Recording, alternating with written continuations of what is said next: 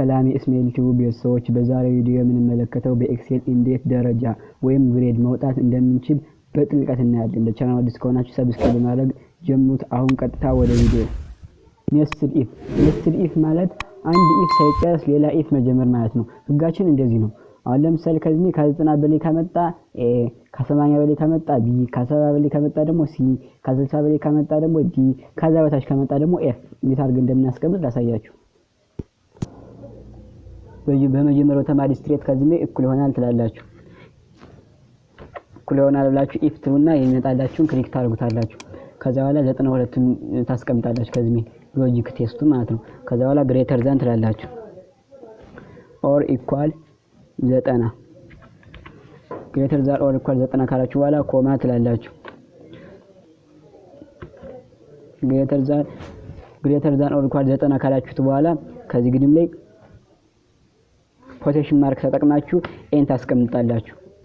ከዛ እንደዚህ አድርጋችሁ ትዘጉታላችሁ። ከዛ ከዚህ ኮማ ትላላችሁ። ኮማ ካረጋችሁት በኋላ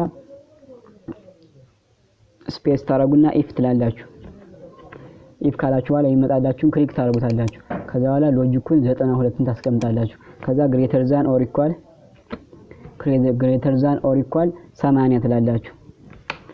ከዛ በኋላ ኮማ ታረጋላችሁ። ከዛ ስፔስ ታረጉትና በፖቴሽን ማርክ ቢን ታስቀምጣላችሁ። በፖቴሽን ማርክ ቢን ካስቀመጣችሁት በኋላ ከዚህ ኮማ ታረጋላችሁ። ከዛ ስፔስ ታረጉና ኢፍ ትላላችሁ።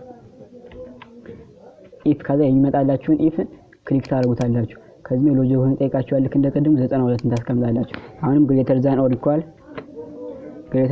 ኢኳል 7 ትላላችሁ። ከዛ ኮማ ታረጋላችሁ። ከዛ ስፔስ ታረጉና በፖቴሽን ማርክ ሲን ታስቀምጣላችሁ። በፖቴሽን ማርክ ሲን ካስቀምጣችሁ በኋላ ከሚሆን አሁንም ኮማ ታረጋላችሁ።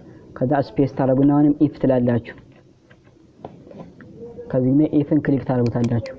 ከዛ ከዚህ ሎጂኩን ይጠይቃችኋል። ይሄን ታስቀምጣላችሁ 92ን። ከዛ በኋላ ከዚህ ግን ግሬተር ዛን ኦር ኢኳል ትላላችሁ። ግሬተር ዛን ኦር ኢኳል ካላችሁ በኋላ 60 ትላላችሁ። ከዚህ ኮማ ታረጉና ስፔስ ታረጋላችሁ። ከዛ በፖቴሽን ማርክ ዲን ታስቀምጣላችሁ።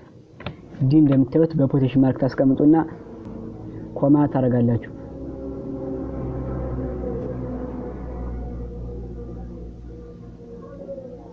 ከዛ በኋላ ስፔስ ታረጉና ኤፍን በፖቴሽን ማርክ ታስቀምጣላችሁ።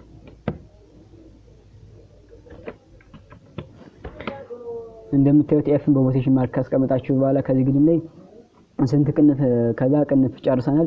ከዚህ ቅንፍ እንዘጋለን ማለት ነው። ቅንፍ የምንዘጋው ከዚህ ቆጥረን ነው። 1 2 3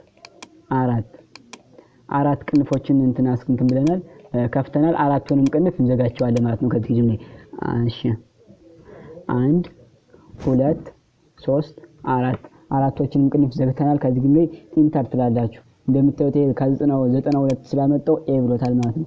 ይሄንም በተመሳሳይ ዳብል ክሊክ ስታደርጉት እንደዚህ አድርጋችሁ ያስቀምጥላችኋል ማለት ነው። ከዚህ እንደምታዩት 81 ስላመጣ ቢ ሰጥቷል። እንደዚህ እንደምታዩት ከዚህ ሰጥቷቸዋል ማለት ነው።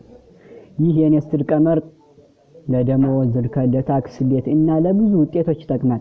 በክፍል 12 ደግሞ ኤክሴልን በዘመናዊ መንገድ የምናሳምርበትን ቻርት ኤንድ ግራፍ እናያለን። ቪዲዮ ከተመቻችሁ ሰብስክራይብ በማድረግ ለሌሎች አጋሩ።